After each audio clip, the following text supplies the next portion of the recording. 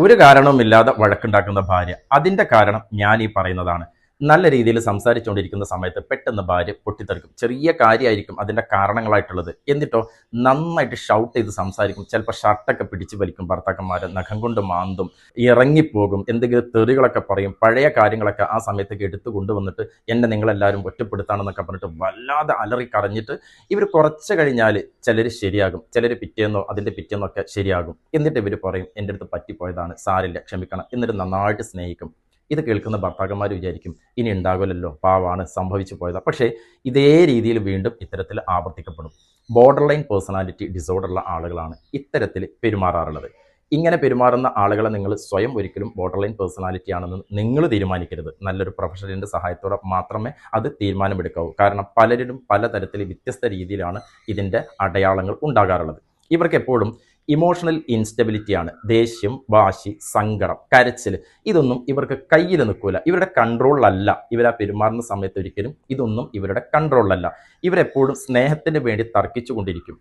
ഭർത്താവ് കുടുംബത്തിൽപ്പെട്ട ഏതെങ്കിലും പെൺകുട്ടികളോട് സംസാരിക്കുമ്പോൾ ചിലപ്പം അതിനും സംശയത്തോടെ പെരുമാറും. വീട്ടുകാരോട് സംസാരിക്കുമ്പോൾ ഇവർ പറയും എന്നെക്കുറിച്ച് കുറ്റം പറയാണ്. എപ്പോഴും പോലെ അലേർട്ടായിട്ടായിരിക്കും ഇവരുടെ നിപ്പും ഭാവവും ഒക്കെ കണ്ടു കഴിഞ്ഞാൽ. എല്ലാം ഇങ്ങനെ ശ്രദ്ധിച്ചുകൊണ്ടിരിക്കും. തന്നെക്കുറിച്ച് എന്തെങ്കിലും പറയാണോ എന്നുള്ള ശ്രദ്ധയാണ് ഇവർ കൊടുത്തുകൊണ്ടിരിക്കുക. ഇവർക്ക് ഭയങ്കര സ്നേഹമാണ് ഭർത്താക്കന്മാരോട്. പക്ഷേ തന്നെ മാത്രം സ്നേഹിക്കണമെന്നാണ് ഇവരുടെ ആഗ്രഹം. അത് വേറെ ആർക്കെങ്കിലും കൊടുക്കുന്നത് കാണുമ്പോൾ ഇവർ ഇതുപോലെ പൊട്ടിത്തെറിച്ചുകൊണ്ടിരിക്കും. ചെറുപ്പത്തിൽ ഇവർക്ക് എപ്പോഴെങ്കിലൊക്കെ ഈ സ്നേഹം, പരിഗണന ഇതൊക്കെ നഷ്ടപ്പെട്ടിട്ടുണ്ടാകാം. അല്ലെങ്കിൽ ഒരു ടോക്സിക് പാരന്റിങ്, അതും അല്ലെങ്കിൽ സെക്ഷൽ അബ്യൂസ് ഒക്കെ ചെറുപ്പകാലത്ത് ചെറുതായിട്ട് നേരിട്ടുള്ള പെൺകുട്ടികളിൽ ഇത്തരത്തിൽ സ്വഭാവങ്ങൾ കാണാൻ കാരണമാകാറുണ്ട്. ഇത് കണ്ടെത്തുക എന്നതും അതിനെ പരിഹരിക്കുക എന്നുള്ളതാണ്. പക്ഷെ കണ്ടെത്തി കഴിഞ്ഞാൽ പോലും ഇത്തരത്തിലുള്ള പെൺകുട്ടികൾ ഇതിന് സഹകരിക്കൂല, ഒരിക്കലും സഹകരിക്കൂല. എനിക്കൊരു കുഴപ്പമില്ല എന്ന് പറഞ്ഞുകൊണ്ടിരിക്കും. അതുകൊണ്ട് തന്നെ കൗൺസിലിങ്ങിലേക്കൊക്കെ എത്താൻ വലിയ പാടാണ്. റിജക്ഷനുകൾ, നോ പറച്ചിലുകൾ, ഇതൊന്നും ഒരിക്കലും ഇവർക്ക് അംഗീകരിക്കാൻ കഴിയില്ല. ഇങ്ങനെ പൊട്ടിത്തെറിച്ചുകൊണ്ടിരിക്കുമ്പം ഭർത്താവ് എങ്ങാനും ഡിവോഴ്സിനെ കുറിച്ച് പറയുന്നതിന് മുമ്പ് ചിലപ്പോൾ അങ്ങോട്ട് പറയും ഞാൻ നിങ്ങൾ അങ്ങോട്ട് ഡിവോഴ്സ് ചെയ്യും. അത്രത്തോളം റിജക്ഷനുകൾ സ്വീകരിക്കാൻ ഇവർ ഒരുക്കമല്ല.